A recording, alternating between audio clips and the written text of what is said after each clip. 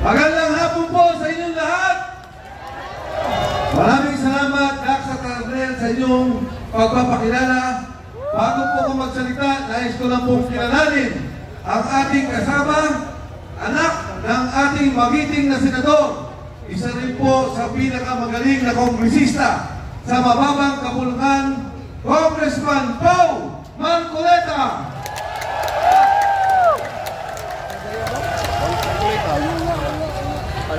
Alam nyo mga kasama, habang tayo po ay nandito sa EDSA, tayo rin ay kaisa sa ginagawang pagkilos ng ating mga kapatid sa Iglesia ni Cristo dyan po sa Luneta. Sabi po ni Congressman Marcoleta, Mike, magsalita ka na, ikwento mo ang mga pangyayari na kinabibilangan kung bakit po tayo nandito lahat ngayong hapon. Alam niyo mga kasama, ayoko po talagang makialam sa politika. Ang katotohanan, noong pong nakaraang halalan, ako po ay inimbitahan na makasama. Huwag niyong patayan naman. Huwag niyong patayan. Patayan. Sobra naman, sobra. Halata naman, halata. Halata naman. Huwag niyo ipahalata. Ang daming mic. Nasaan na yung mga mic? Ibalik. Defensor! Defensor! Defensor! Defensor! Bakit walang mic? Ang daming mikropono. Hiraman niyo yun, oh.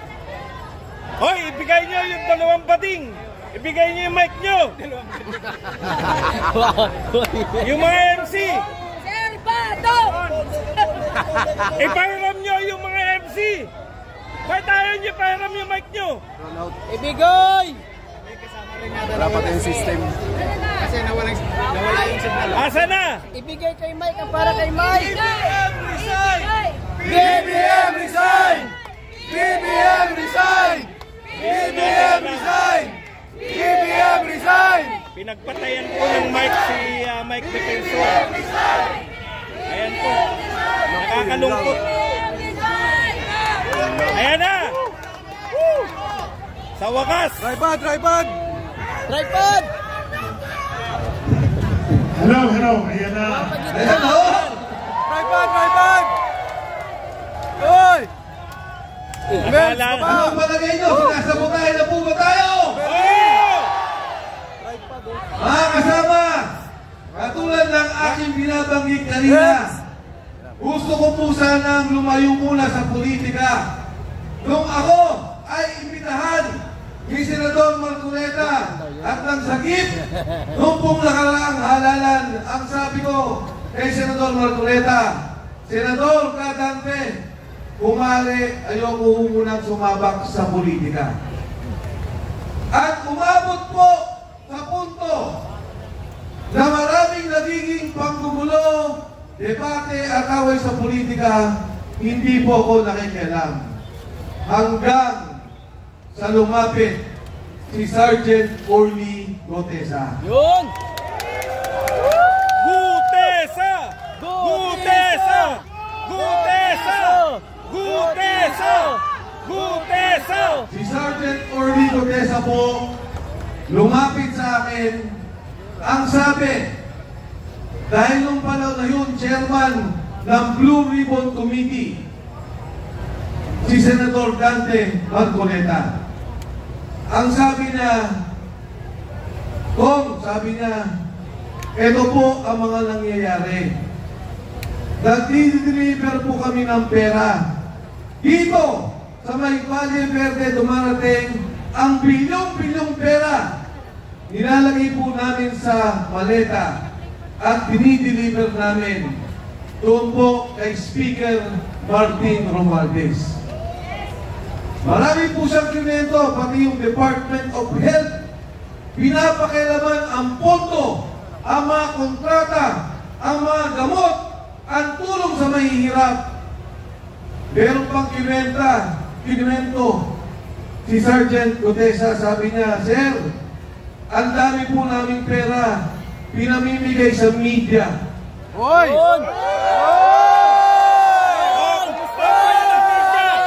Bayaran media! Tama yan mga bayaran! Bayaran media! Ninyo! Bayaran media! Sergeant Gutesa, mas maganda na ikwento mo yan kay Senador Marcoleta. Mas magandang siya ang makadinig dahil siya naman ang taga-pamahala, ang pinuno ng Blue Ribbon Committee. Kaya po nakita kami. Sabi ko kay Senador Marcoleta, Kadante, pakinggan mo lang. Sabi niya, Mike, totoo ba yan?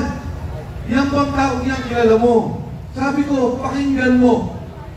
Tingin mo ako ano sasabihin na at magugulat ka.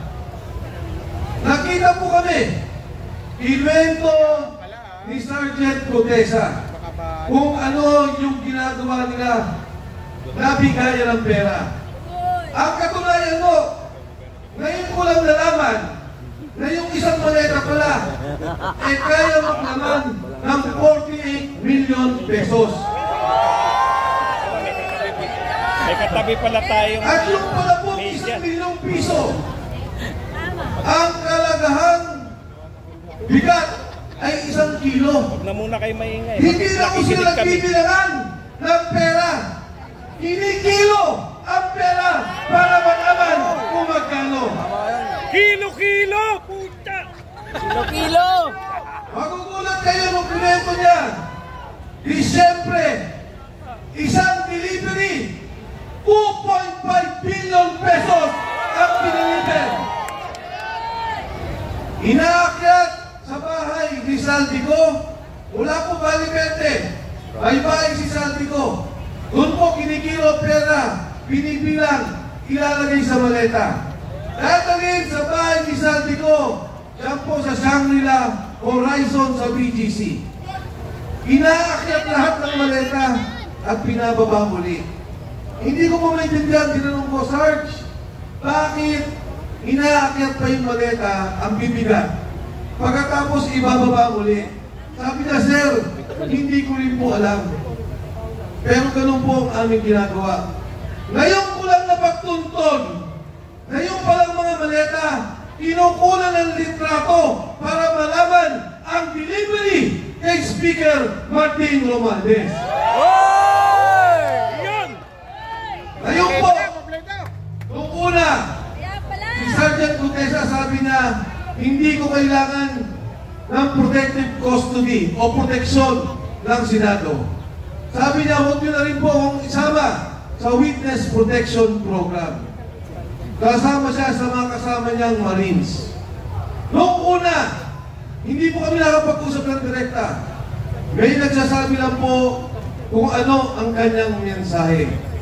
Ngayon, ang huling mensahe nung nakaraang 2 linggo, hindi na po siya pinoproteksyonan. Siya po ay kinukulong na, illegally detained ng kanyang mga kasama ng MC2 ng Philippine Marines. Hoy! Malayay si Gutesa! Ilabas nyo! Alam niyo po, ang kinakaawa ko, naintindihan ko, si Sergeant Gutesa, napapirman po nila ng affidavit. Umatras na, iniba na ang kwento. Ang sabi niya, si Defensor at si Marcoleta ay babayaran daw siya sa kanyang sasabihin. Binidyo si Sergeant Gutesa, pero hindi po ako galit. Kahit na baguhin niya kwento, naintindihan ko. Dahil pag ang pamilya mo, ang asawa mo, ang mga anak mo, ang tinakot, naintindihan ko, Sergeant Gutesa, huwag kang mag-alala, naintindihan ka ng sambayan ng Pilipino.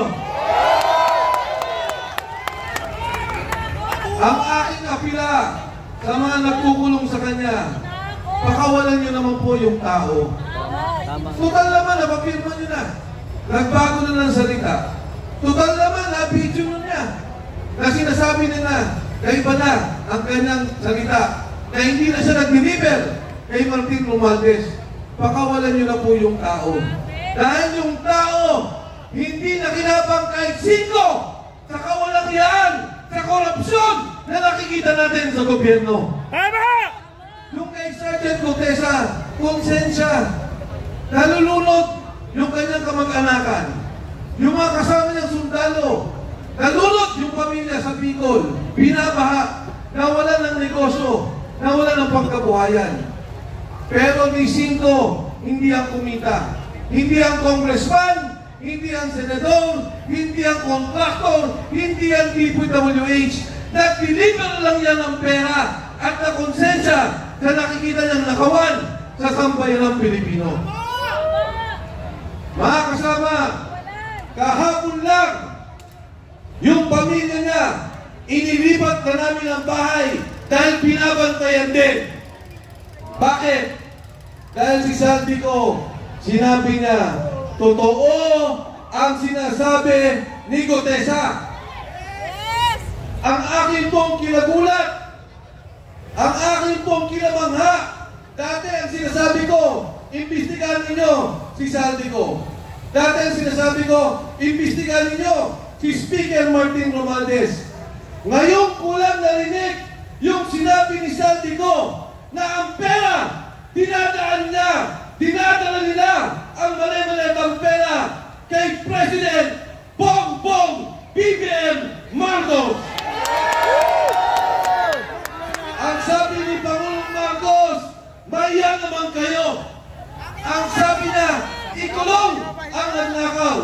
Ang hamon ko sa kanya, President BBM Marcos, ikaw ang mastermind. Ikaw ang dapat mahiya.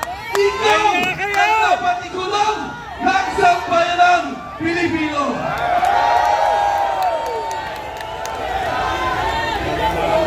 Kulong na yan.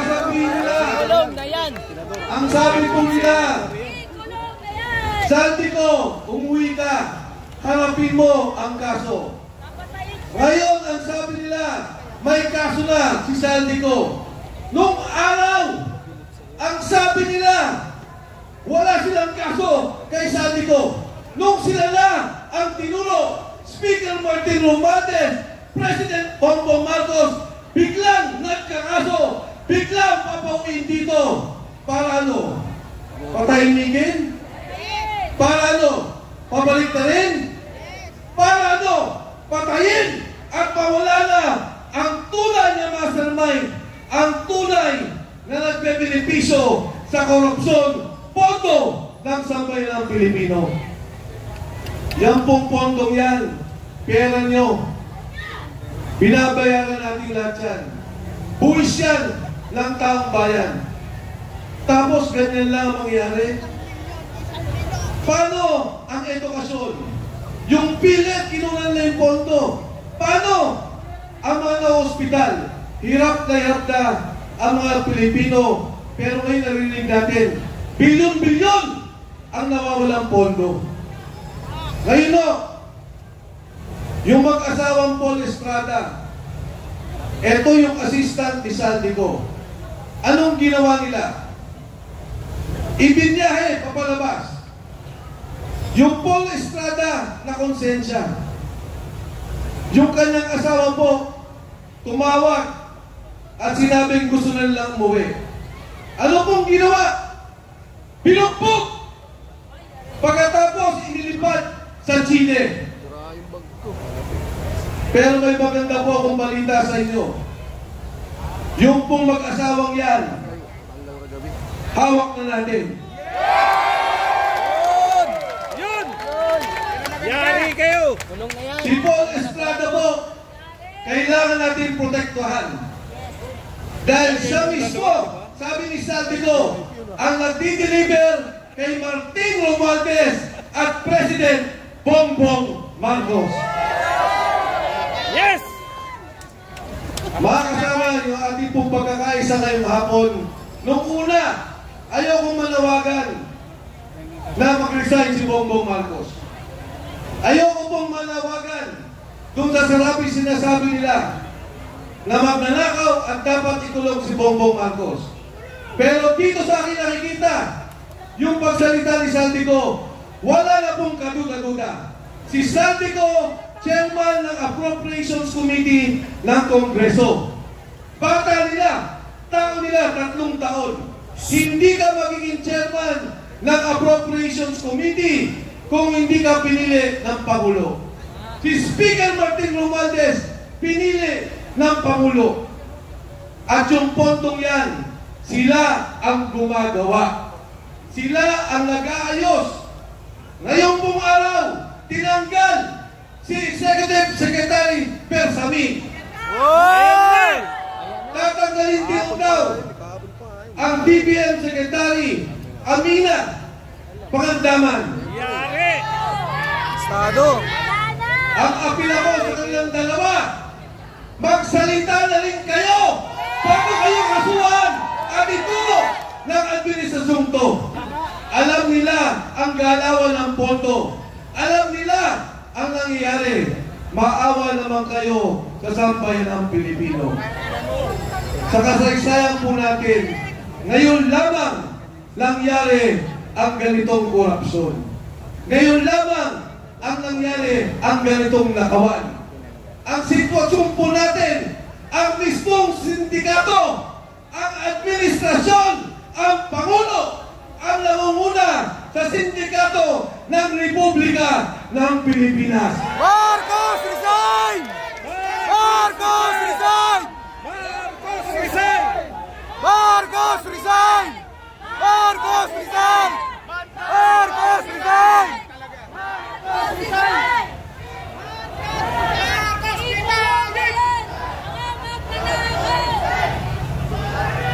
Mga kasama, eto hong 3 araw natin, kailangan may mangyari. Itong ating pagkakaisa, kailangan marisolba ang problema ng ating bansa. Itong 3 araw na to, kailangan mabuwag ang sindikato ng respeto ng administrasyon ni Bongbong Marcos. Balik pa kayo! Naniniwala pa kayo na dapat mag-resign si BBM? Hindi ko kayo narinig! Kulong na yan!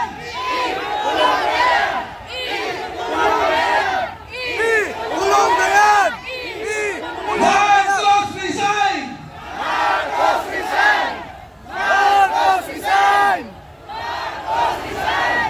Tayo ba ay handang kumilos para maayos ang sambayang Pilipino? Handa ba kayo kumindig sa prinsipyo na linisin ang korupsyon ng bansang Pilipinas?